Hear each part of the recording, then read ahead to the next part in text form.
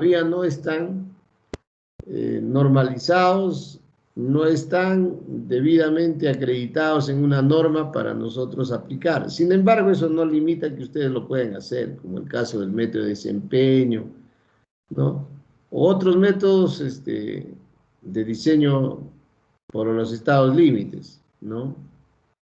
Pero lo que va del curso, lo importante es que ustedes sepan este método, que es el método que aplican todos los ingenieros al menos del mundo, para poder diseñar secciones de concreto, con ciertas reglamentaciones en cada país, ¿no? Que algunos consideran una resistencia requerida mayor, otras menor, y bueno, y dependiendo de la realidad, ¿no? Porque son países, de repente, como Chile, por ejemplo, que es un país altamente sísmico, considera las normas de mayor rigor en cuanto a las consideraciones de cargas, ¿no? O como Argentina, que es un país que no es sísmico, pero que digamos, su reglamentación no considera los mismos factores que los nuestros. En Europa, el Código Europeo también difiere, ¿no? de las consideraciones que se toman para el método. Pero en resumen, la teoría es la misma, ¿no? Muy bien. Entonces, como para entrar a este método, es necesario explicar las reglas de juego en la que se basa este método, ¿no? Sobre qué consideraciones básicas es válido este método, ¿no? Porque no es válido para todos, sino dependiendo de algunas hipótesis que se plantea. Bueno, la primera hipótesis del método dice que se cumple el equilibrio, definitivamente. O sea, al analizar el método, al analizar la sección, se entiende que todas las fuerzas que actúan en esa sección, tanto internas como externas, están en equilibrio. Bien, o sea, las fuerzas externas y las fuerzas internas están en equilibrio. El otro es, se cumple la compatibilidad de deformaciones. O sea, una sección se deforma linealmente, ¿ya? O sea, el diagrama de deformaciones es lineal. De allí que podemos establecer algunas relaciones geométricas, como la relación de triángulos y los demás, ¿no? Entonces se cumple una compatibilidad de deformaciones, ¿no? En el concreto y en el acero. Es decir, el acero y el concreto se deforman por igual, no se deforma uno más que el otro, en ningún caso. Se asume que los dos son materiales únicos o constituyen un solo material. Más o menos es la idea. Otra hipótesis es que las secciones que se presentan en una sección, de ser plana, se mantiene plana antes y después de la deformación. O sea, se asume que se cumple las hipótesis de Bernoulli y Navier que se han estudiado en resistencia y materiales, ¿no? O sea, las secciones planas permanecen planas antes y después de la deformación. O sea, no hay alabeo, no hay alabeo, ¿no? Otra hipótesis es que se conoce el diagrama de esfuerzo y deformación para el concreto y el acero. Eso es totalmente evidente, ¿no? Correcto, de lo que hemos estudiado.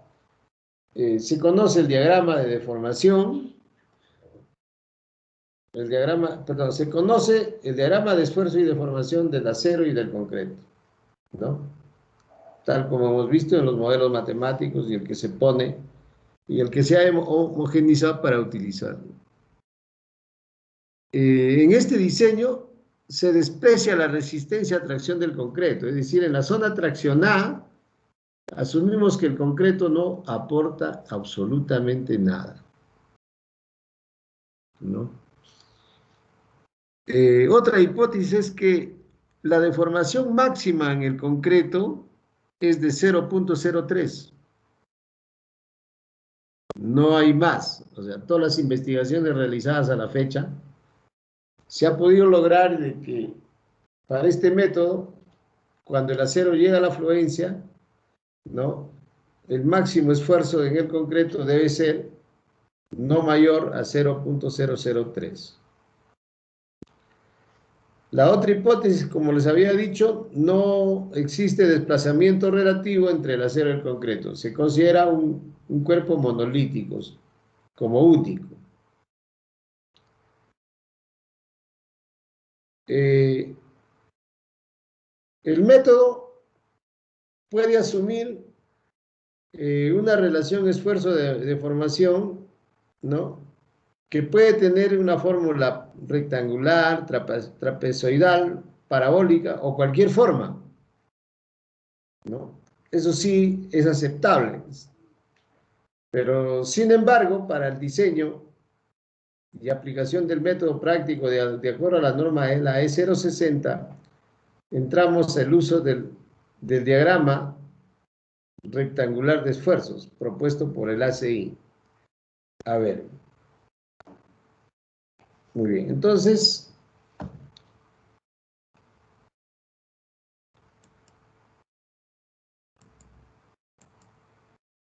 ya, pero antes de entrar de repente de lleno al método, voy a participar, voy a hacer algunas precisiones a través de la pizarra, a ver.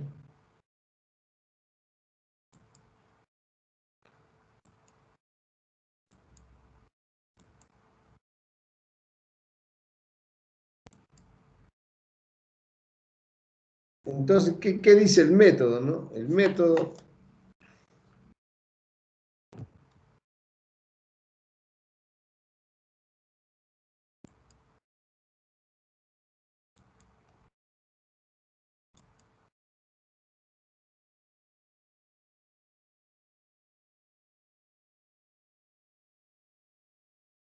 bien, entonces vamos a explicar el por qué las hipótesis del método.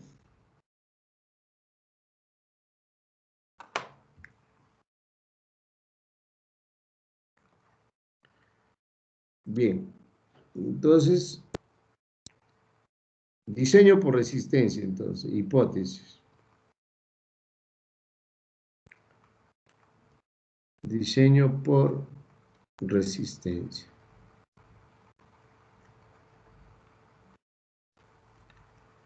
Es el método actual, entonces acá tenemos su hipótesis.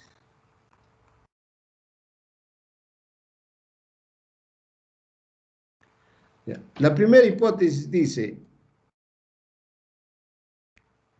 a ver, vamos a considerar, para poder explicar las hipótesis que quede clarísimo para ustedes, vamos a suponer que queremos analizar una viga, cualquiera intermedia, de un entrepiso,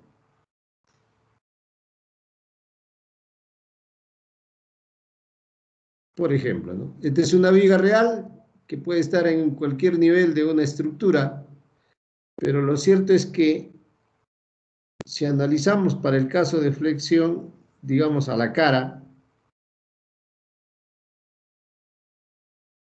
por ejemplo, si analizamos en la cara, después de hacer un análisis estructural, nosotros tenemos, pongamos un diagrama de momentos de esta manera, ¿no? Entonces, tenemos acá un momento positivo, o diré un momento negativo y un momento positivo. Y acá un momento negativo. Entonces, si quisiéramos analizar una sección cualquiera, pongamos en el centro de la viga, pongamos que queremos analizar esta sección, que lo podemos llamar una sección 1,1, ¿no? Entonces, esto está acá, en la sección 1,1. Y tomando en cuenta que la sección de la viga es rectangular, pongamos que es así, ¿no? Que tenemos así.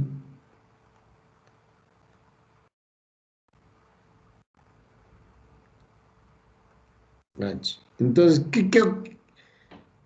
las razones de las hipótesis? ¿Por qué uno?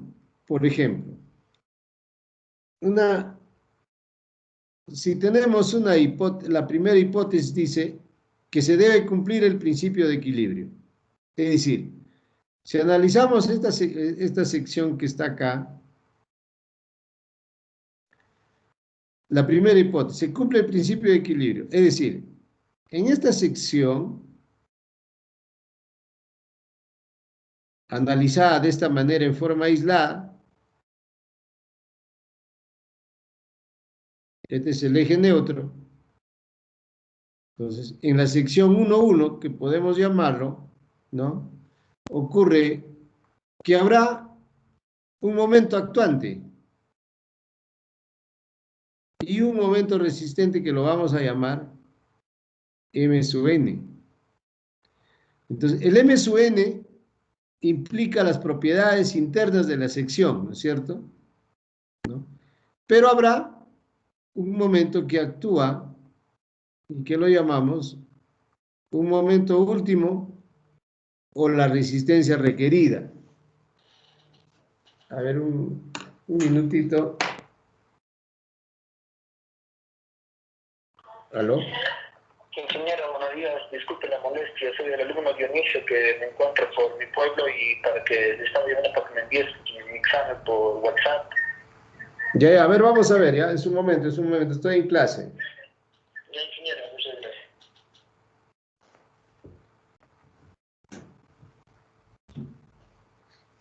A ver, entonces, hay acá, entonces, en esta sección hay un momento que actúa y un momento que resiste. Y en el diseño hemos dicho que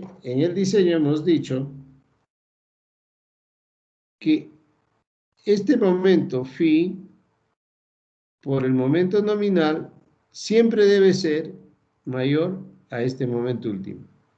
O también llamada resistencia requerida, ¿no? En la norma hace referencia de que esto se llama resistencia requerida. No se utiliza el término último, pero bueno, por nomenclatura MU. Entonces, aquí se cumple entonces, debe ser mayor o igual. Entonces, acá se cumple el equilibrio, ¿no? Se cumple el equilibrio. ¿Qué quiere decir? Ya, a nivel externo y interno hay un equilibrio que debe mantenerse, ¿no? Sin embargo, puede haber una fuerza de compresión interna y una fuerza de tracción también interna. Y se cumple que C es igual a T, viendo que de acuerdo a estos momentos, esta es la tracción, perdón, esta es la compresión y esta es la tracción. Entonces se cumple el equilibrio, o sea, C es igual a T. Siendo el eje neutro, siendo estas fibras en tracción y estas fibras en compresión, ¿no? O sea, esta es zona comprimida.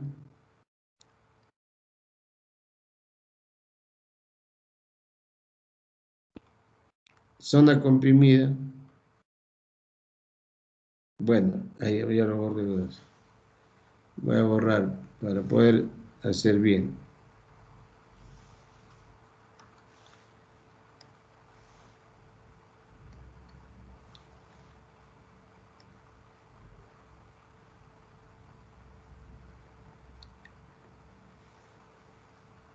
Entonces decimos que esta es la zona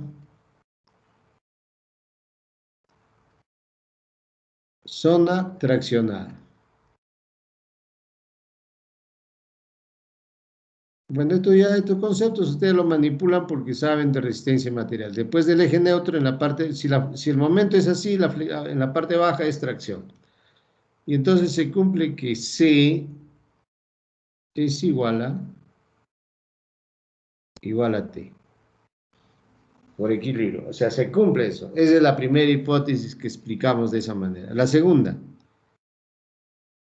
hipótesis dice que hay compatibilidad de las deformaciones. ¿Qué quiere decir eso? Que si tenemos esta sección, ¿no? En la misma sección, la segunda hipótesis que estoy presentando, nos dice que si este es el eje neutro, por ejemplo,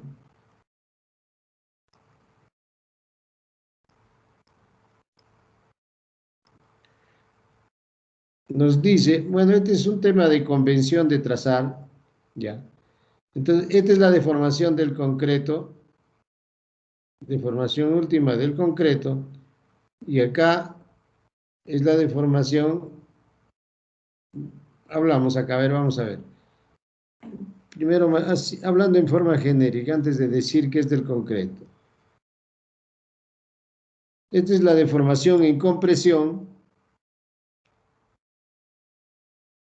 y acá también hay una deformación. Hay una deformación en tracción. Pongamos una deformación en tracción y una deformación en compresión. Entonces, dice que hay compatibilidad de deformaciones. Es decir, incluso, por ejemplo, si acá estuviera el acero, vamos a suponer, ¿no? Esto podría ser la deformación del acero, por decirlo. Entonces, dice que la compatibilidad de deformaciones es que esto es lineal y es compatible, ¿no? Se puede establecer las relaciones geométricas y por eso que dice que es compatible estas deformaciones, ¿no? Por ejemplo, si acá tenemos la profundidad del eje neutro y por acá, bueno, vamos a suponer, este es el peralte efectivo. Entonces podemos establecer las relaciones triangulares bajo esa hipótesis. ¿Ya? O sea, las deformaciones son compatibles.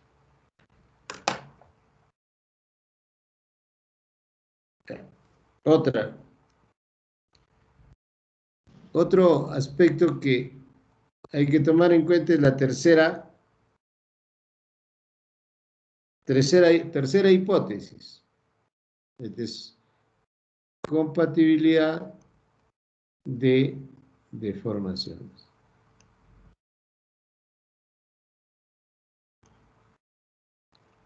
Otra hipótesis dice que las secciones no se alabean, o sea, permanecen planas antes y después de la deformación. ¿Qué quiere decir?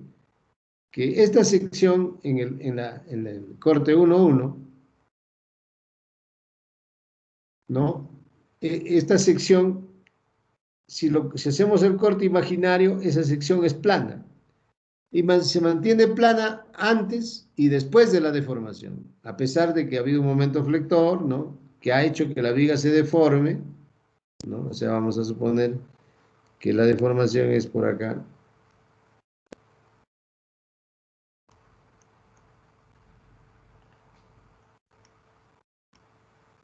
Pongamos que este es el perfil de deformaciones. Entonces, si se deforma acá, la sección permanece plana antes y después de la deformación. No hay alabeo. No hay alabeo. O sea, es plana, ¿no? Se deforma la sección por elección del momento, pero es plana. La otra hipótesis dice que la deformación máxima del concreto en este método se considera la deformación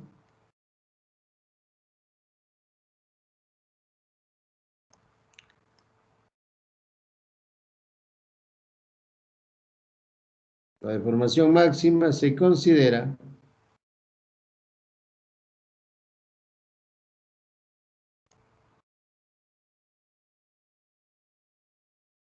deformación última del concreto igual a 0.03 en la fibra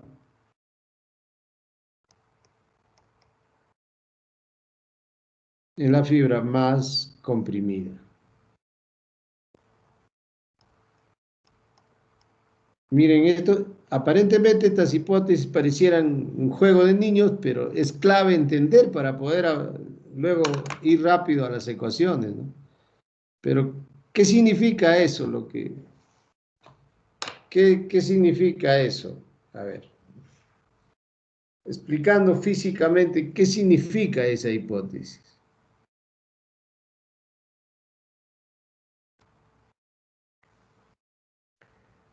Es decir, si tenemos la sección acá, pongamos así,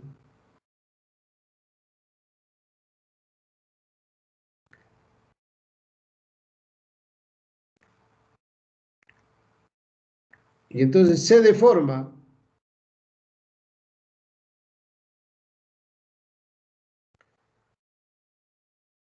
en la zona comprimida, tomando esa convención, es que aquí la deformación del concreto, la deformación última del concreto es menor o igual a 0.03 en esta fibra. En esta fibra, el método dice que la deformación del concreto debe ser menor o igual a 0.03. ¿Ya? Y que en esta zona traccionada, ¿no? En esta, la cuarta hipótesis, la quinta diría, ¿no? No se considera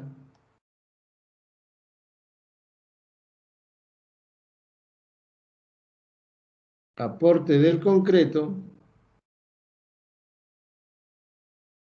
aporte de resistencia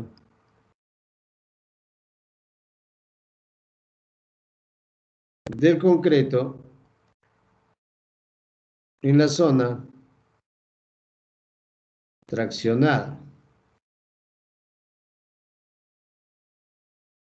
¿Y cuál es la zona traccionada? De acuerdo a este diagrama, de momento sería, por ejemplo, si estamos analizando en la sección 1.1, esta sería la sección 1.1. Entonces, siempre acá, por momento flector, la fibra superior está en compresión y la fibra inferior está en tracción, o sea, acá. Este es el acero, ¿no? La deformación del acero, ¿ya? Entonces, esta es la zona de la deformación por tracción que habíamos explicado acá, ¿no? Entonces, dice que en esta zona, la deformación del concreto o la resistencia del concreto en esta zona, si tomamos otro color, dice que en esta zona, dado que este es el eje neutro,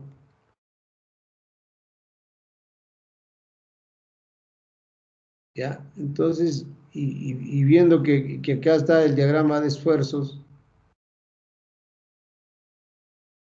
el concreto solo resiste en esta parte, que es el FC, y acá solo el acero, es T, ¿no? O FS, o FI. Ya. Entonces, en esta zona, este es el eje neutro, la hipótesis dice que en la parte traccionada, o sea acá, en la zona traccionada, que hemos señalado, acá arriba hemos graficado, en esta zona el concreto no resiste nada, no se considera aporte de resistencia del concreto en la zona traccionada, o sea acá. Del eje neutro hacia abajo, el concreto no trabaja, solo trabaja del eje neutro hacia arriba y tiene este modelo. Ya. Otro, la sexta hipótesis es que, si bien es cierto, acá el concreto trabaja solo, pero está unido al concreto, pero no hay desplazamiento relativo. Entonces, es una forma de mostrarles a ustedes las hipótesis del método que tienen que ser consideradas para el análisis y diseño. Bien, si hubiera alguna pregunta, si no nos vamos a la teoría para seguir avanzando.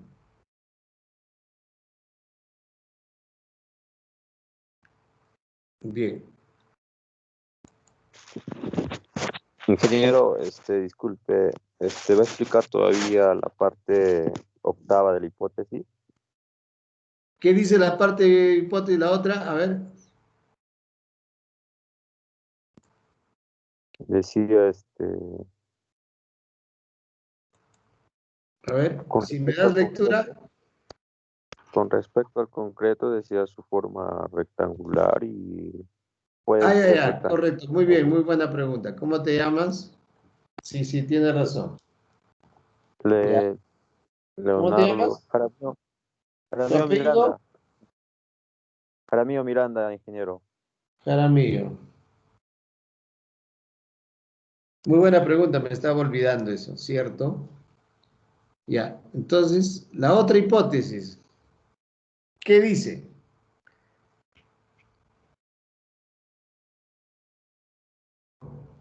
Bueno, la otra hipótesis, pongamos la 7, dice que se considera una forma parabólica o rectangular o la forma que quieran de esfuerzos en la sección. Es decir, acá, si me están viendo, voy a pintarlo a ver, de azul. Aquí he hecho un gráfico y ahí están los esfuerzos en el concreto. En la zona comprimida están. Entonces, ¿qué dice la hipótesis? Que este perfil de esfuerzos, ¿no?, puede ser considerada rectangular, puede ser considerada parabólica, otra forma, ¿no? Otra forma.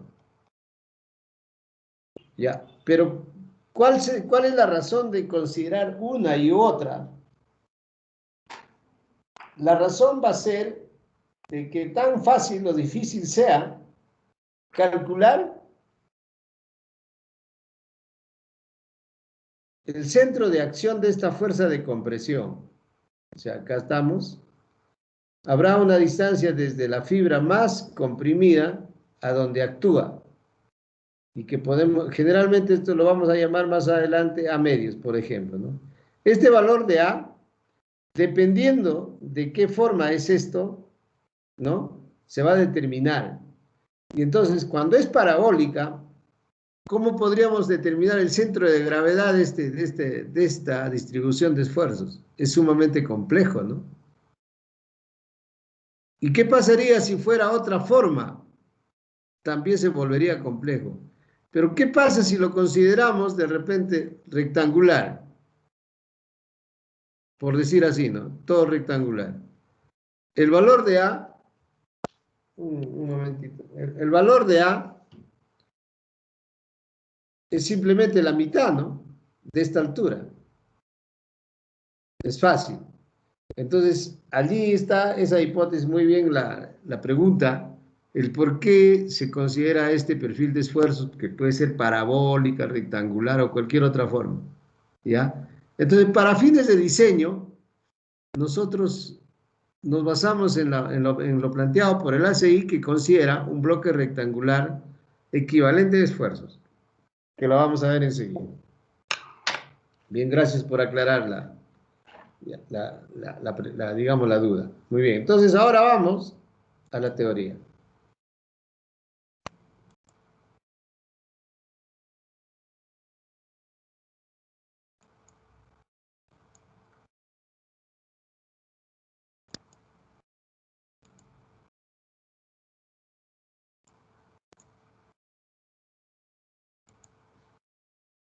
Bien, la relación, como decía, puede ser rectangular, trapezoidal, parabólica, ¿no?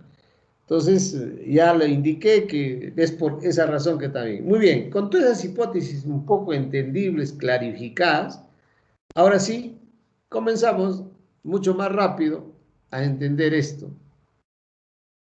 ¿Ya? Entonces, Como les decía, asumimos una sección rectangular para estudiar. Y bueno, tomamos para el diseño lo que propone la ACI. Sin embargo, el modo genérico es considerar una distribución de esfuerzos en la sección real de esta manera, parabólica, que no sabemos, o sea, en realidad no es rectangular, no es triangular, pero es una consideración. Pero en la práctica, en los laboratorios que se ha demostrado que el perfil de esfuerzos en la sección tiene esta forma, parabólica, o una forma diferente, que no necesariamente es parabólica. Entonces, a partir de esta concepción general que consideramos real, ¿no? Tenemos un diagrama de deformaciones en estado real, y entonces para el método vamos a aplicar esto, pero lo que recomienda la ACI al sistema equivalente. Entonces decimos de acuerdo a la literatura, las propiedades del bloque rectangular de esfuerzos en el concreto se definen en la sección de máximo momento mediante los parámetros K1, K2 y K3. En consecuencia, si consideramos una viga de sección rectangular, pensando en las hipótesis iniciales, tenemos una distribución lineal de deformaciones y una distribución de esfuerzos de esta manera en la estructura real. Por eso lo he puesto acá rojito, en la estructura real. Pero esa forma de perfil de esfuerzos se puede configurar considerando que en la zona comprimida FC, F segunda, ¿ya? F segunda, aquí falta la C, bueno, no lo he puesto, es igual a K3 por F'C. Acá es F segunda, ¿ya? Y el factor de forma de este perfil es K1. Y la resultante de este perfil de esfuerzos es igual a C, que es la fuerza en la zona de compresión, que es igual a K1 por K3 por F'C por B y por C, siendo B el ancho de la sección y siendo C la profundidad del eje neutro a la cual está el concreto comprimido. Ahora, eso pasa en la vida real. O sea, si hacemos un trabajo de laboratorio, esto es real. Y como les decía, el gran problema de trabajar con un perfil de esfuerzo real es muy complicado obtener la posición del eje neutro o el centro de gravedad de esta fuerza de compresión. Entonces, como eso se vuelve un poco complicado, ¿qué hacemos? El ACI ha hecho una serie de investigaciones y con cierto grado de confianza ha propuesto de que en vez de trabajar con un bloque real de esta manera, se propone un bloque rectangular equivalente, ¿no? Un bloque rectangular equivalente, ¿no? ¿Ya? Entonces aquí, sin embargo, manteniendo el mismo diagrama de deformaciones. Entonces aquí, en este bloque rectangular equivalente, se hace el equilibrio interno, ¿no? Debido a las fuerzas que pueden haber en tracción y en compresión. Pero este sistema adoptado es equivalente, ¿ya? Es equivalente a lo real. Y entonces, para poder discutir que esto es equivalente a esto de acuerdo a lo que propone la CEI, se toma lo siguiente. Del esquema que ustedes han mostrado, o perdón, del esquema que les he mostrado, la resultante C, a ver un momentito.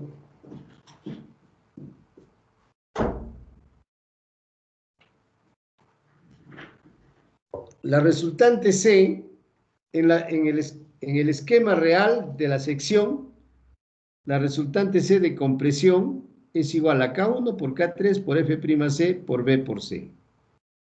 K3 es igual a F segunda sobre F'C. ¿Ya? Y el brazo de palanca es igual a D menos K2 por C. Y la profundidad del eje neutro es C. Estas son las definiciones en este esquema que lo tomamos de acá, ¿no? K2 por C, la resultante, el valor de la fuerza de compresión en el concreto, la tomamos de acá. Y para el caso real del mismo esquema, consideramos, del esquema equivalente, que el esfuerzo medio acá es igual a 0.85 F'C. ¿Ya? 0.85 F'C. Y que la resultante de ese bloque rectangular es C por igual a 0.85 F'C por beta 1 por C por B. Es decir, la profundidad del bloque rectangular de esfuerzos es A, pero ese valor de A es igual a beta 1 por C. Pero C, ¿qué cosa es? Es la profundidad del eje neutro. Y beta 1 es una propiedad, o es una propiedad que la vamos a ver más adelante. Entonces, como nos dice el ACI que los dos sistemas son válidos para tomarlo de acuerdo a la octava hipótesis, entonces en vez de yo trabajar en el esquema real, trabajo en el esquema equivalente. Sin embargo, para fines de demostrar que esto es igual, hacemos lo siguiente. Nos han dicho que, bueno, antes de... Ya, entonces, del esquema real tenemos estos valores. Entonces, como nos han dicho que es equivalente, entonces la fuerza de compresión K1 por K3 por F'C por B por C es igual a la fuerza resultante en el bloque rectangular de esfuerzos, que es igual a 0.85 F'C B por A. Igual en el sistema equivalente, K1 por K3 por C es igual a 0.85, ¿no? Y K3 por K1 por K3 es igual, si hacemos el despeje, sería 0.85 igual a 0.85 beta 1. Siendo beta 1 la relación proporcional de A sobre C. Entonces, a partir del bloque rectangular se pueden determinar estos valores. Finalmente, haciendo un poco de álgebra y todo lo demás, podemos establecer las relaciones. ¿Cuánto vale K2? ¿Cuánto vale K1 por K3? ¿No? ¿Cuánto vale beta 1? ¿No? Y entonces, de acuerdo a eso, tenemos la especificación del ACI, que se cumple, ¿no? Que K1 por K3 igual a 0.85 beta 1, en lo cual sería K2 igual a 0.5 beta 1. Y se toma para el concreto menores, por ejemplo, esto es ya trabajo de investigación, para concretos menores a 280 kilogramos por centímetro cuadrado, el valor de beta 1 es 0.85. Y para concretos mayores a 560, beta 1 es 0.65. Y para otros concretos en este intervalo de 280 a 560, beta 1 se calcula con esta fórmula. 1.05 menos 0.714 por F'C sobre mí. Bien, entonces, de repente acá no quedó claro lo que significaba el F'C. F'C segunda, ¿no? ¿Recuerdan ustedes que en el modelo matemático de Honsteen, de Honsteen, hablaba de un F'C? Eso es la resistencia del concreto, justo que vale 0.85 F'C. O sea, este valor medio, es el valor medio, ¿no? Máximo, arriba. En la curva de diagrama de esfuerzo de formación se tiene este valor, para que ustedes no estén en duda de dónde resulta, ¿no? Bien.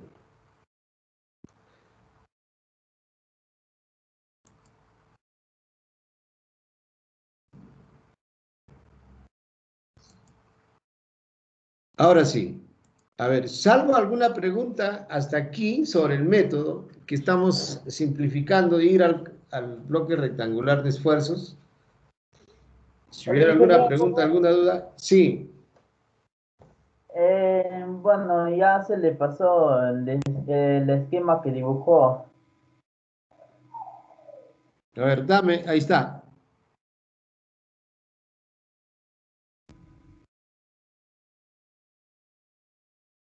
A ver, Sánchez. El que dibujó, ingeniero, Ah, el que lo dibujó en la pizarra. ya, ¿qué tiene? A ver.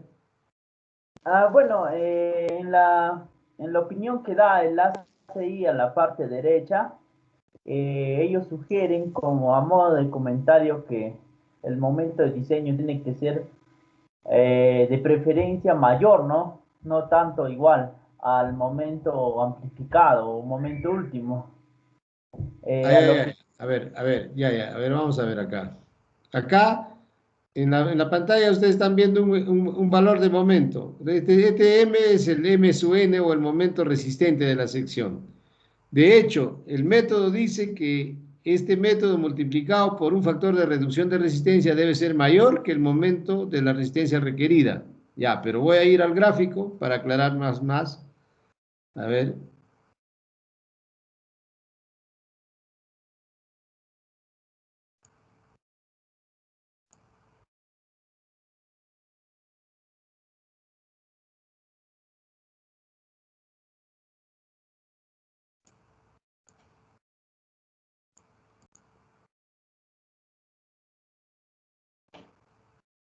Ya, a ver. ¿Te referías a esta ecuación que yo había planteado?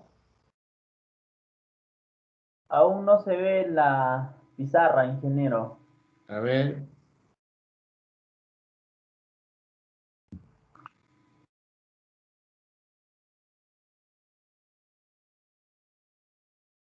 Ahora.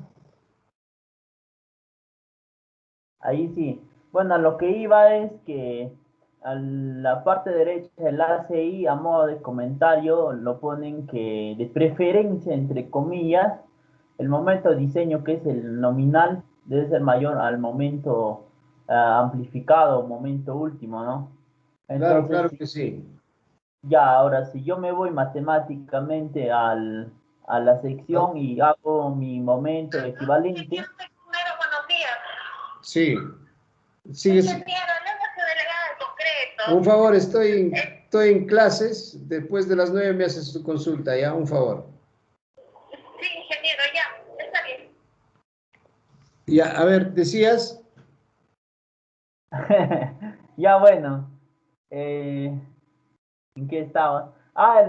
Ahora si es que fuera mayor el momento de diseño, entonces si yo hago mis momentos respecto al eje neutro, claro, entonces ya no habría un equilibrio, no habría una ventaja con respecto al momento de diseño.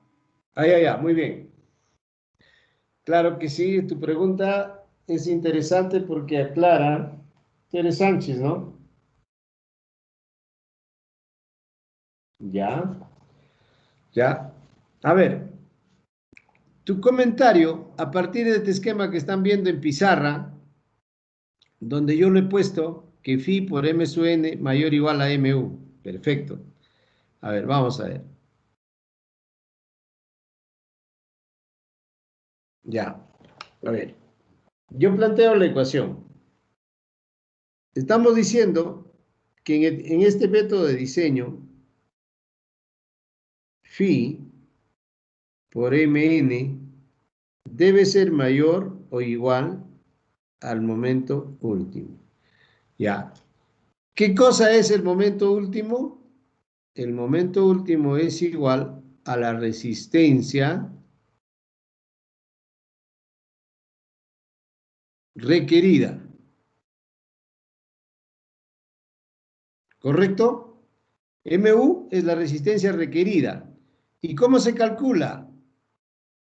MU se calcula, por ejemplo, si utilizamos la primera combinación sería 1.4, la carga muerta, más 1.7, la carga viva.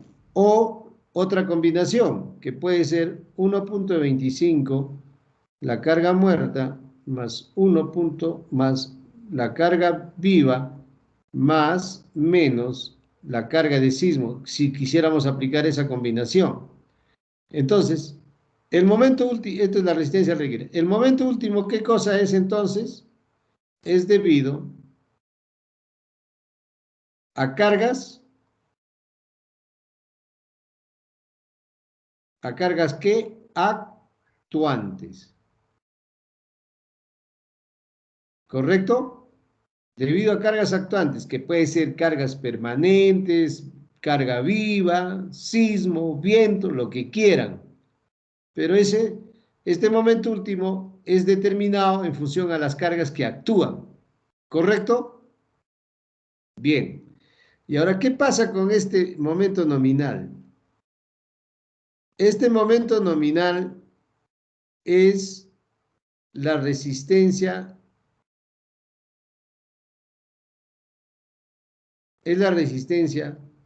de la sección. No confundan, es importantísimo esta situación, ¿ah? Es la resistencia de la sección, ¿no? ¿Y qué depende?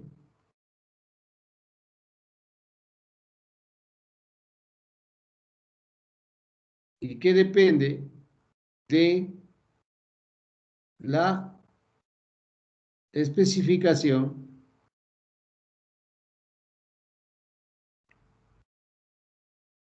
de los materiales?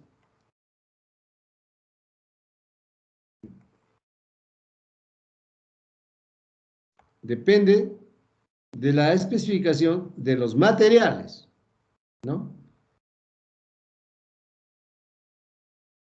Del modelo de análisis. Como este caso, ¿no? Modelo de análisis. Del modelo de análisis, ¿no? Como en este caso. Estoy considerando un bloque rectangular de esfuerzos que va a tener una profundidad, ¿no? De A. ¿Ya? ¿Qué más? Y que va a depender del modelo de análisis, del factor de reducción.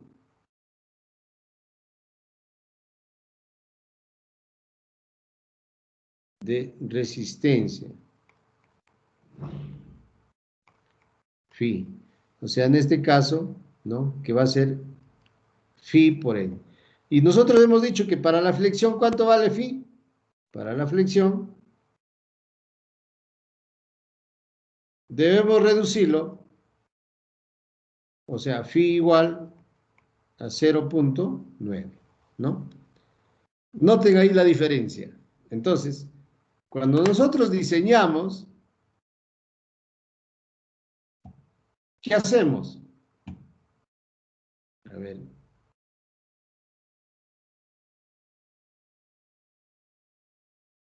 Un poco que se me fue. Ahí, un ratito.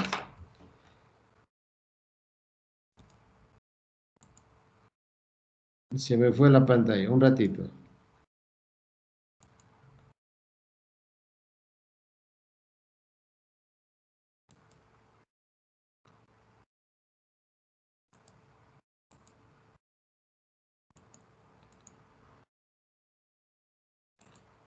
Bueno, seguimos explicando acá. Entonces, ¿qué pasa nosotros cuando hacemos un diseño? Vamos a llegar a esta formulita, ¿no? Vamos a llegar a esta formulita. ¿Qué decimos? A ver si se van a recordar más adelante, pero yo estoy explicando acá. El área de acero es igual al momento último sobre phi por fi por d menos a medios. En realidad, ¿qué estamos aplicando acá? El área de acero es lo interno, FI es lo interno, D interno, D interno. ¿Y cuál es el externo? A. O sea, para fines de diseño lo hacemos igual, pero en el fondo no lo es, por eso que se aplica el factor de resistencia. Entonces acá, cuando su compañero pregunta que ya no va a estar en equilibrio, ¿por qué? Porque esto es ligeramente mayor, no se trata de eso. Se trata de que el equilibrio se cumple en la sección interna del elemento estructural. Ojo, el equilibrio que estamos hablando se refiere al equilibrio interno de la sección. ¿Ya? Pero, ¿qué hace que eso esté en equilibrio interno? por efecto de estos momentos, ¿no? Momento último, momento n. Para que esta sección tenga un eje neutro desplazado hacia arriba, ¿qué tiene que pasar? Un diagrama de momento flector. Tiene que haber un momento, una carga que haga que se deforme la viga, ¿no? Y eso es producto de este momento último. Pero como respuesta es esto. ¿Y la respuesta cómo se contribuye? En función al equilibrio interno, para que no falle, de esta manera. ¿Correcto? A ver, Sánchez, ¿se comprendió?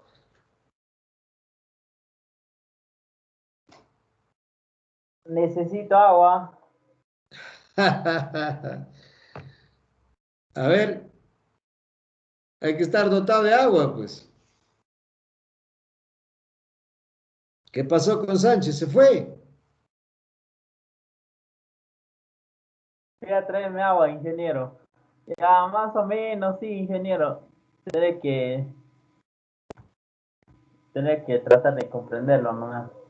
No, no, no. A ver, no, tiene que estar claro, porque si no, no vas a poder tenerlo. Ingeniero, o sea, a lo que no logro entender todavía es que si hay un equilibrio a nivel de Ingeniero, personas, Ya, a ver, a ver, a ver. A ver, espérate un ratito. A ver, sigue Sánchez, sigue. si hay ingeniero, Un ratito, un ratito, un ratito. Está interviniendo Sánchez. Primero que hay que sacar la duda. Sí, Sánchez, dime. entonces, si hay un equilibrio a nivel de fuerzas internas, ¿a qué nivel están el momento nominal de diseño y el momento último de amplificación de carga? O sea, no estarían internamente, como aún Ya, no lo... a ver. De nuevo. A ver si ahora puede ir a la aclaración. MU, ¿de qué depende? De las cargas que actúan, ¿no es cierto? Y que se calcula de acuerdo a las combinaciones de carga. Es externo, la MU es la acción externa. ¿Estamos? Ya. ¿Qué pasa internamente? Para poder resistir estas cargas externas que se aplican a la viga, debe haber una respuesta de la sección. Y esa respuesta de la sección depende de la calidad del concreto, del modelo de análisis y el factor de reducción. Cuando digo depende de la especificación de los materiales, me refiero qué calidad de concreto estoy poniendo, qué tipo de acero, qué cantidad, ¿no? Y cuánto voy a reducir. ¿Ya? Entonces, eso me define la resistencia interna de la sección, que está ligado estrictamente a los materiales. Pero como esto va a entrar en acción a la carga que actúa, entonces, para fines ya digamos, de entender el comportamiento de la sección, ya debe haber un equilibrio, pero que ese equilibrio debe ser en el extremo caso, no necesariamente debe estar en equilibrio, porque si estuviera exactamente en equilibrio, ¿qué pasaría si una pequeña sobrecarga falló la viga, ¿no? Por eso que dice acá que phi por m sub n debe ser mayor que este valor. Entonces, esa resistencia siempre debe estar mucho mayor de lo que se aplica, que es totalmente distinto a entender el equilibrio interno de la sección. ¿Correcto? Sí, ya lo entendí, ingeniero. Entonces, implica que la sección, el momento de diseño o el MN es propiedad de la sección de la viga o columna, o sea, el elemento estructural a modo de respuesta estructural. Exactamente. Eso Y, es. y el momento, Exactamente. y el MU sería la carga que actúa, ¿no? He dicho elemento estructural. Exactamente. Exactamente. Y nosotros nos centramos ¿a qué? A calcular cuánto resiste la sección, pero comparado con este valor, de todos modos, ¿no? En algún momento para el diseño, ¿qué hacemos? Lo igualamos. Vamos a ver más adelante ya problemas similares, pero lo que ya te acabo de mencionar y lo que tú dices, así es. O sea, la respuesta interna que depende de la resistencia del concreto, del acero que se pone, y del factor de resistencia, ¿no? ¿Ya? Entonces, a ¿Correcto? eso, porque a modo de comentario lo ponen en la parte derecha, por lo menos para zonas donde Z, o sea, factor zona es costero, o estamos hablando de Chile, algo así. Entonces, de preferencia el ACI lo pone, te dice que de preferencia pon lo mayor, porque si fuera Exacto. igual y viene una réplica sísmica a modo de aceleración, pero en fuerza, entonces no tenía sentido por qué ponerlo. Ingeniero, y eso también se supone que hay algún factor de seguridad, ¿no? Porque yo no puedo poner, ya por el hecho que es mayor, yo no puedo sobredimensionar tampoco, porque entraría a la zona fragilidad. Definitivamente. Justamente el ACI propone que el factor de reducción de resistencia, de acuerdo a las investigaciones realizadas, sea 0,9 y no más.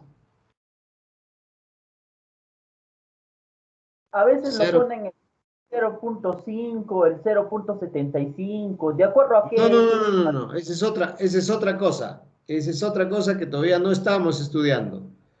Lo que estamos hablando es, lo que estamos haciendo es comparación, lo que actúa y lo que resiste. Ahora, más adelante veremos qué tenemos que hacer para lograr que lo que resiste no falle. Eso es otra cosa ya. Eso ahí va a entrar a tallar lo que me estás comentando, pero por ahora no. Ya, ingeniero, listo, correcto.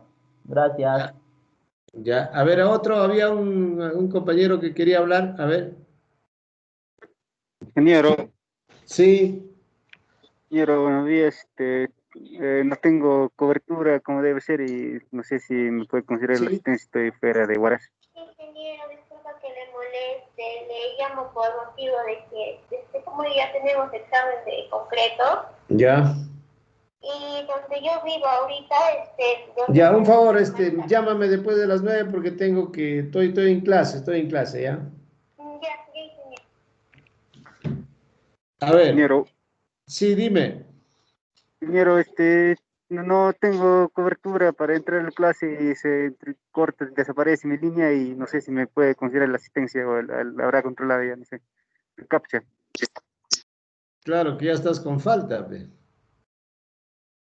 Ah, ingeniero, ¿Cómo te llamas? no, es que CAPTCHA Garcilaso, Joel. Señor Guayaguinay también, y ¿Qué señor, buenos días, pasa, disculpe, Guayaney? Guayaguinay también entré medio la tarde por el tema de conexión. Guayaney, has llegado tarde, ¿por qué? ¿Porque has salido noqueado de la práctica o qué? Ya, muy bien, ya está. ¿No, Guayaney? ¿Alguien más? Méndez Ingeniero, también, buenos por días. favor. Yo Ingeniero, también tuve problemas con el internet. por A el ver, tema voy de a llamar conexión ha sido. rápidamente para poder asegurar. Gracias, ingeniero. ¿Chinchay? ¿Está Chinchay? Ya no está. Guamaliano, Guamán, Maiguay, Méndez, Presente. ya, Méndez presente. Quito, Ingeniero, el alumno Quito me informa de que no hay luz, está tratando de conectarse, pero no tiene ¿por luz dónde ahorita, vive él el está amigo? ¿Por dónde vive el amigo Quito? ¿Está en otra región? no, está antes de llegar a Carhuaz, vive antes de Acopampa. llegar a Carhuaz. ¿Qué ha Ajá, pasado por sí, ahí? No ha apagado la luz seguro y le han No, no cortado. hay luz, ingeniero, por esa zona. sí. Ya, No sé bueno, si lo puede, Quito, sí, ingeniero. ya. Ramos, ya, listo. Maiguay no está. Guamán y Guamaliano. Y Chinchay. Ya, bien.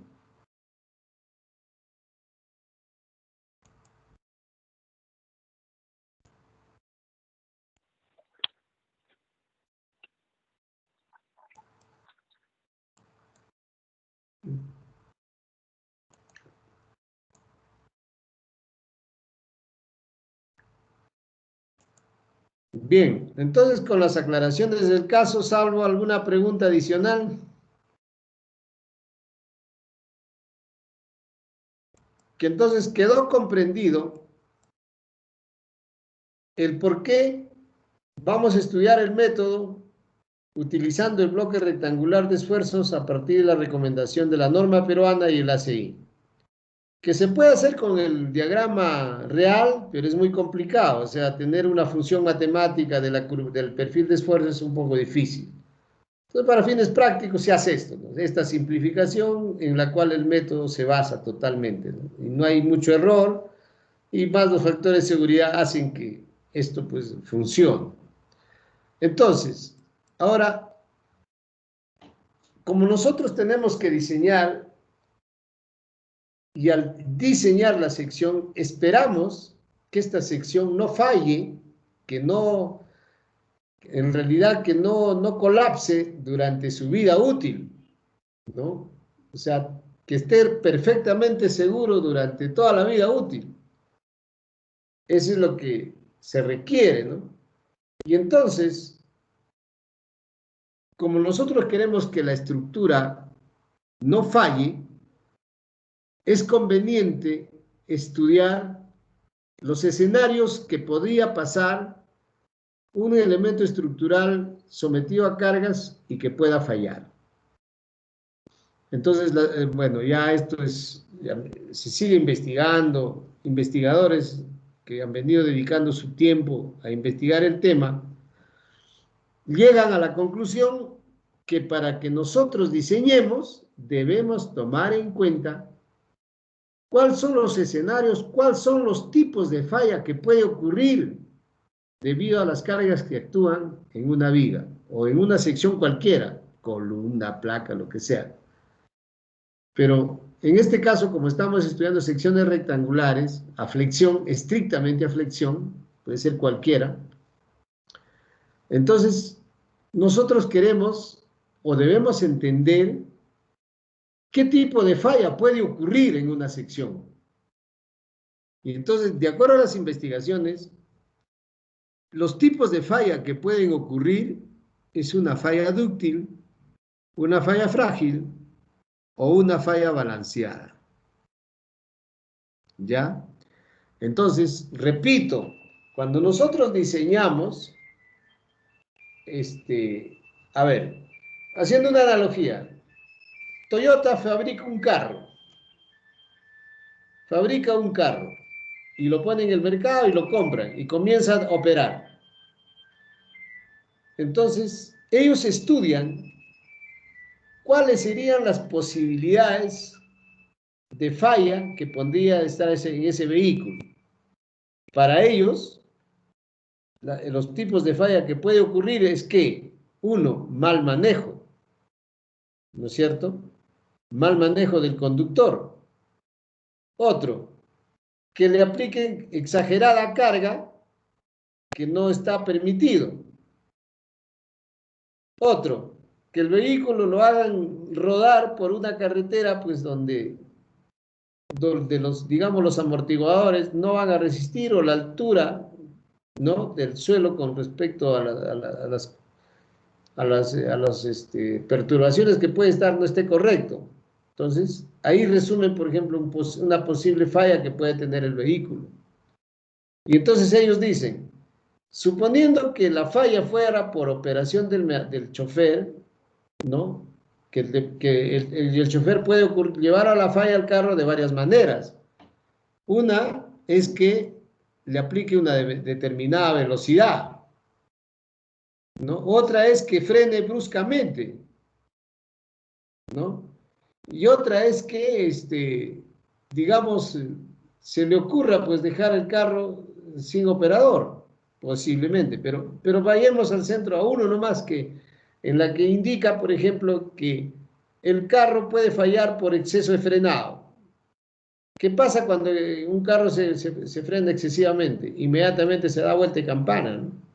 Y entonces el fabricante comienza a estudiar qué posibilidades le damos para que un chofer al momento de frenar, el carro no dé vuelta de campana. Comienza la investigación. ¿Pero qué estudia?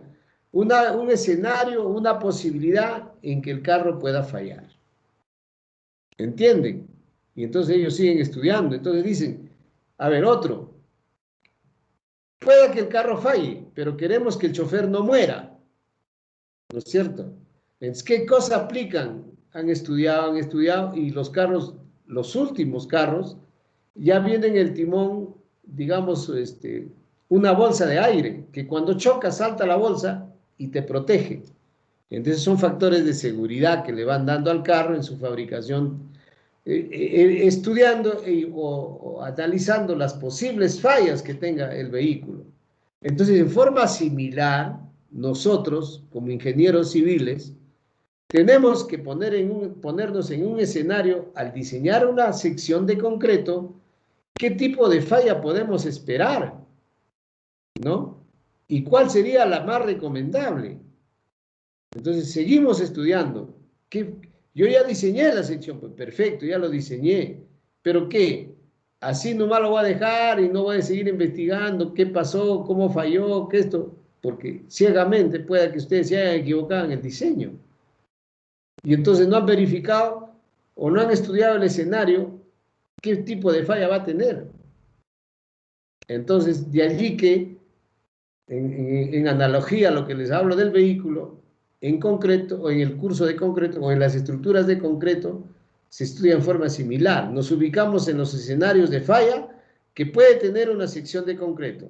Y entonces, esos escenarios de falla que puede ocurrir en una sección de concreto es una falla dúctil, o una falla frágil, o una falla balanceada. Quiero concluir con estos tipos de falla que puede ocurrir en las estructuras de concreto, a fin que ustedes, al momento de diseñar o asumir una responsabilidad, estén conscientes de que ese elemento puede fallar de acuerdo a lo que ustedes han diseñado. ¿Ya? Y la norma nos dice, pues, de que para diseñar una sección de concreto se tiene que esperar, en lo posible, una falla dúctil. Otro tipo de falla no es aceptable. ¿Por qué? Porque no hay aviso, ¿no?, en que se puedan evacuar la gente, pérdida de vidas humanas, como te le decía en el carro, ¿no? Nosotros hemos visto que si el carro no tendría la bolsa de aire, se choca y ya muere el chofer, pero si le ponemos la bolsa de aire, pueda que se proteja y no muera el chofer. Entonces, igual, en las estructuras nosotros buscamos seguridad a fin que no falle repentinamente y haya pérdida de vidas humanas. O sea, nuestro objetivo es diseñar estructuras que sean seguras y que no afecten la vida humana, ¿no?, porque esa es nuestra situación. Porque cuando, por ejemplo, una estructura se cae y mata a un montón de gente, lo primero que nosotros vamos a estar pensando es estar en la cárcel, ¿no? Y entonces sobre eso hay que ser muy, muy responsables al diseñar. Por eso que les resalto el escenario de posibles fallas que puede tener una sección de concreto cuando se diseña. Entonces vamos a estudiar cada una de ellas. Empezamos a estudiar una posibilidad de falla que puede tener una sección, y este tipo de falla que se ha identificado en distintas investigaciones es la falla por tensión, también conocida como falla por fluencia o falla dúctil, ¿no? ¿Y cuándo ocurre esta falla? Esta falla ocurre cuando el acero alcanza su deformación de fluencia antes que el concreto llegue a la resistencia o a la deformación máxima. Es decir, hablando en una forma más práctica, el acero comienza a fallar antes que la resistencia del concreto llegue al valor de F'C. ¿Ya? Entonces, puede ocurrir ese escenario, esa falla. Primero falla el acero y luego, mucho después, puede fallar el concreto. Ese tipo de falla se llama falla dúctil. Y hay que interpretarlo con seriedad y digamos, hay que meternos a la cabeza este concepto, porque siempre vamos a tener que analizar las estructuras pensando en un escenario de falla de este tipo, ¿no? Bien, entonces, este tipo de falla se caracteriza, si vamos a la sección, ¿cómo se vería? Acá tenemos la sección de concreto. ¿Qué dice esta falla?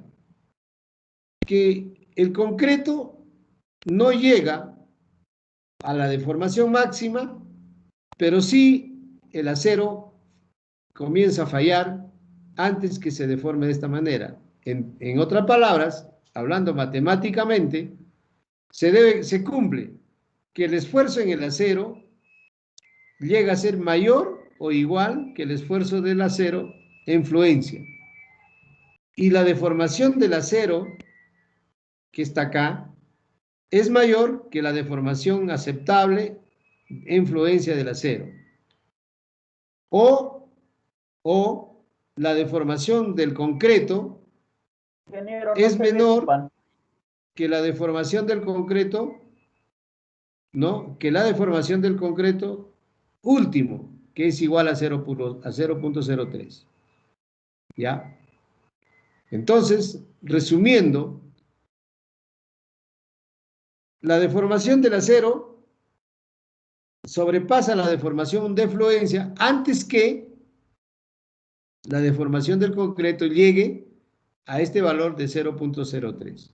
Cuando ocurre esto, se llama falla dúctil, o falla por fluencia del acero, o falla por tensión. Varios textos lo califican de distintas maneras. Entonces, este es el esquema que nos permite entender y comprender el tipo de falla por fluencia del acero o falla en tensión. ¿Alguna pregunta?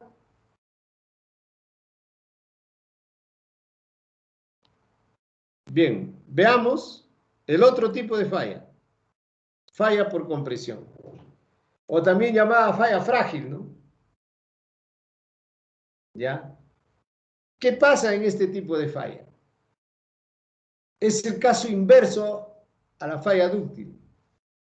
Es decir, primero falla el concreto y después el acero. O en otras palabras, el concreto llega a la deformación máxima antes que la deformación del acero llegue a la deformación de fluencia. Es el proceso inverso. ¿Ya? Y en el esquema podemos aclarar que el esfuerzo en el acero matemáticamente es menor que el esfuerzo de fluencia. Y la deformación del acero es menor que la deformación en fluencia. O la deformación del concreto, ya último, ya la deformación última del concreto, la deformación última del concreto es menor o igual a la deformación del concreto. O sea que en este caso superó, ¿no es cierto? Superó 0.03. ¿Ya? Y si leemos el resumen de la literatura, decimos acá, también conocido como falla frágil, este tipo de falla ocurre cuando el concreto alcanza su deformación máxima antes que el acero, su resistencia o deformación máxima. Y el concreto falla repentinamente. Definitivamente, este tipo de falla nunca debemos esperar en el diseño de estructuras de concreto. O sea, está prohibido pensar que nosotros diseñemos y que esperemos una falla por compresión del concreto. Entonces, en resumen, este tipo de falla está prohibido. Se espera que nunca falle las estructuras por este método, por este tipo. ¿Por qué? Porque es una falla repentina, ¿no? No hay opción a que nos salvemos, ¿no? Entonces, por eso que se espera que la falla no sea frágil.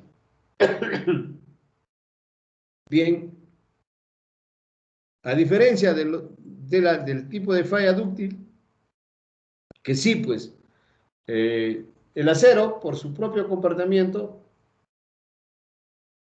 va llegando a su deformación máxima, pero no es repentina, ¿no? Porque tiene una etapa de endurecimiento.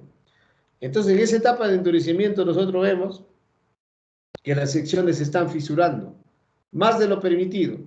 Entonces, como se está fisurando más de lo permitido, entonces estamos observando que es posible una falla, que está ocurriendo una falla dúctil. Pero porque vemos la fisura. En cambio, en la falla por compresión no se vería nada. nada, absolutamente nada. Y entonces falla repentinamente y lo cual no está permitido. ¿Ya? Otro tipo de falla. Falla balanceada. Se le dice así porque puede ocurrir que la falla se produzca, o también es llamada, digamos, a ver, esta falla balanceada se precisa que puede ocurrir cuando en forma simultánea, ¿no?, la deformación del concreto llega a su deformación máxima y la deformación del acero también. ¿Correcto? Entonces ahí hay un gran problema. Se espera que las deformaciones aquí no sean de esa manera, porque también no puede conducir a una falla frágil. Entonces, este tipo de falla tampoco es aconsejable, ¿no? Pero es un tipo de falla en la cual nosotros podemos marcar la forma de diseñar, ¿no? El hecho que esperemos una falla dúctil pueda que la estructura se vuelva muy, digamos, a ver, que pueda hacer que tengamos esa oportunidad de ver que comienza a fallar la estructura, pero también puede convertirse en una falla frágil, ¿no? Entonces, también hay que ver. Entonces, una de las maneras de poder estudiar con conciencia y con conocimiento de causa es llevando el modelo de la falla balanceada. Entonces, repito, esta falla balanceada es cuando la deformación del concreto y del acero simultáneamente llegan a sus valores máximos, ¿no? Y la falla puede ser frágil y también no deseada, ¿no? Lo cual no se desea. En otras palabras, si llevamos a la analogía del vehículo que podíamos hablar, a ver, se fabrica una camioneta Toyota para que cargue exactamente 1000 toneladas, perdón, 1000 kilos, perdón. Si le pones 1 kilo más, ¿qué va a suceder? La falla puede ser repentina, ¿no? Y entonces no es aconsejable que la falla pues sea estrictamente en ese límite. Entonces yo no puedo diseñar exactamente para esa carga, sino tengo que darle el factor de seguridad. Y entonces todas esas cosas se van combinando para entender la filosofía de diseño de estructuras de concreto armado.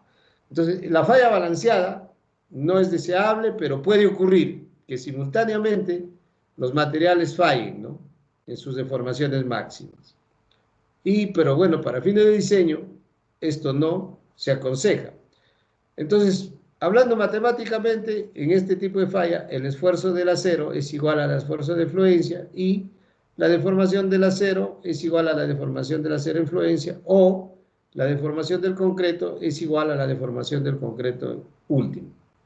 Entonces, lo cual tampoco se espera, ¿no? Entonces, ya caracterizamos estos 3 tipos de falla que pueden ocurrir en una sección de concreto.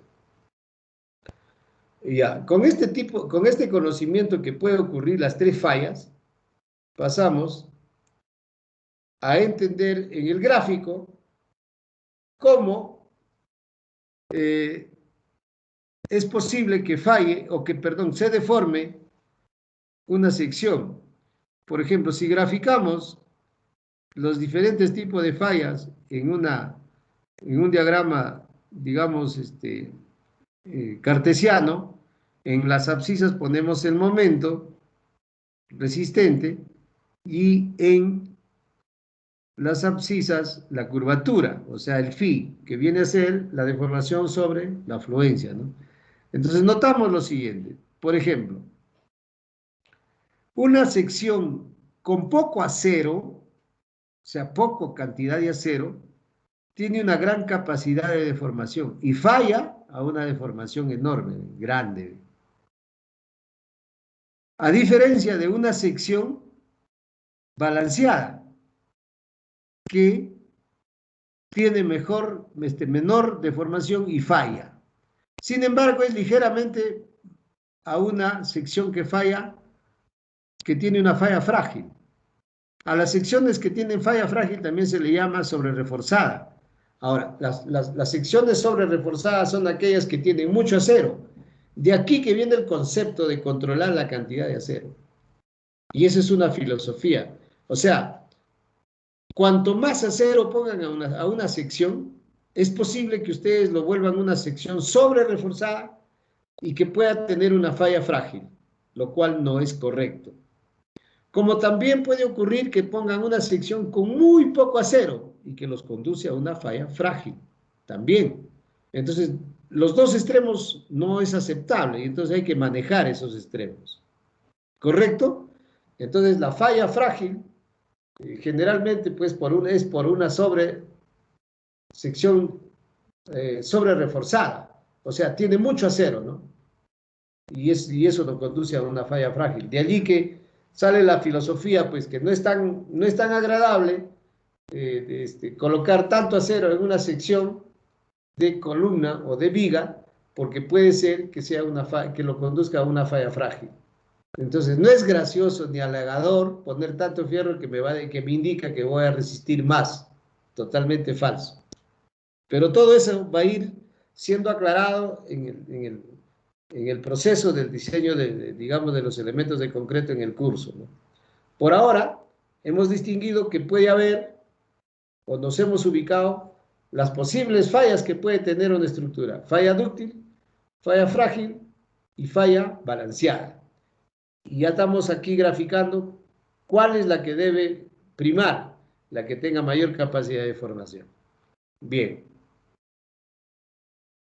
Ahora, conocidos esos tres tipos de falla que puede ocurrir en una estructura de concreto, vamos a empezar el estudio, ¿no?, de el análisis de una sección rectangular. ¿Ya?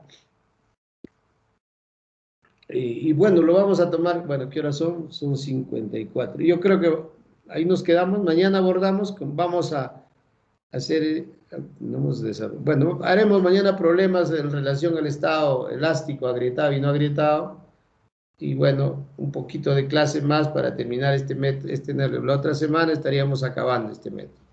Bien, como ya estamos sobre la hora, si hubiera alguna pregunta.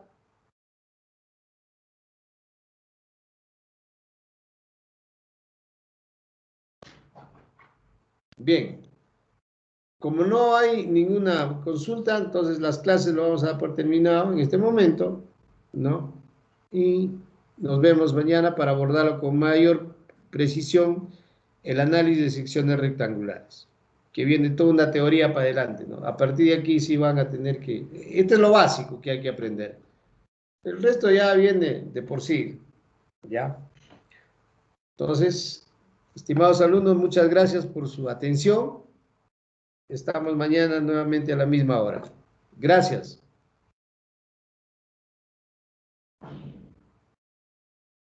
¿Alguna pregunta? No hay ninguna, ¿no es cierto? Ya, entonces...